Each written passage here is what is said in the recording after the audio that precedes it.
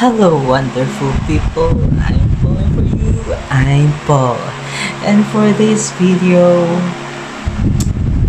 welcome back to me pala muna. Like, ano kasi na? It's been a while. Ganun.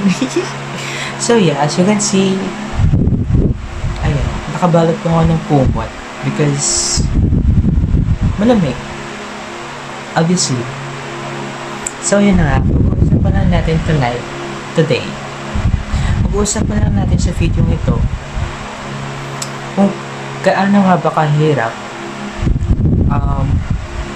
ang mahulog sa isang kaibigan. I mean, like, it's not that big deal or something or what. Gusto ko i-share yung kwento.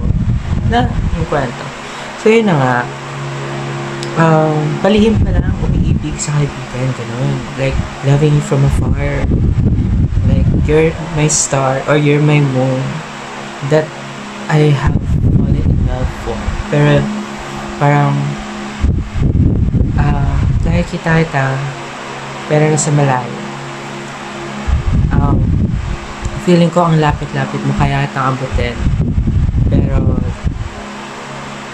napakalayo mo pala. Ganon. Something like that. So, yun na nga. Ayun, ish. Basta yan.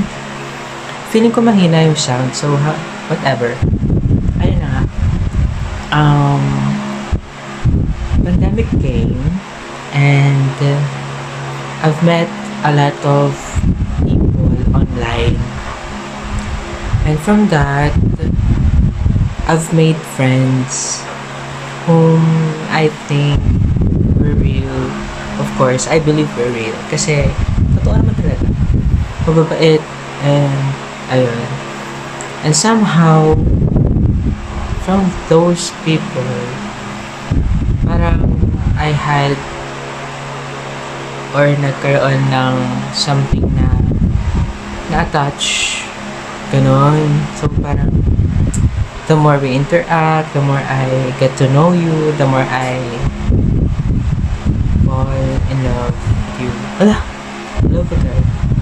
Parang ganon, parang nagkakagusto.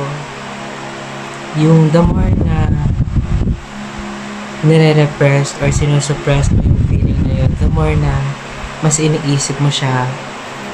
And therefore, mas nauhulog ka. Imbes na pinipigilan mo or hinihinto mo na siya na huwag mo na siyang isipin. Ito mo yung pinipigilan mo kasi parang yun yung nagiging dahilan kung bakit mas nauhulog ka. Ganun. So, ayun na, by that, mahirap yung experience. Nag-share. So, yun na, mahirap pa in love sa kaibigan lang. Tingin sa'yo ay kaibigan lang, hanggang kaibigan lang. Ganun. And, din, sa tingin ko, natutuhan ko din doon na parang, siguro bata pa rin ako talaga. And, hindi ko pa siguro time. Kaya kahit anong gawin ko, hindi pa ako pinipili. And I believe na may right time for that. Na may right person na pipili sa akin. Ganun. So, ayun na, naging mahirap yung ma-in-love ka sa kaibigan kasi nakikita mo kung gaano siya sumasaya sa iba. Parang nakikukwento pa sa'yo, gano'n. So, masaya naman ako na masaya sila. They're in a relationship, gano'n. And I support them. Pero parang minsan, syempre may isip mo rin na, bakit hindi na lang ako? Bakit hindi na lang ako? Ganun. Pero okay lang. Masaya naman ako. Kasi may friendship na nabuo. Diba? Mahirap naman yung maging karelasyon mo siya pero hindi kayo magtatagal. um, nawala na nga siya bilang partner mo, nawala pa siya bilang kaibigan. Ganun ang labas. So, mahirap yun. And right now, hindi ko naman siya masyadong iniisip. I mean, like, yung love, the romantic love, hindi ko siya masyadong iniisip ngayon. Na, unlike before, na parang gustong-gustong, na parang, nandito ako, duwain niyo ako, ganun-ganun, parang pinubugo yung sarili, whatsoever. So, yun na.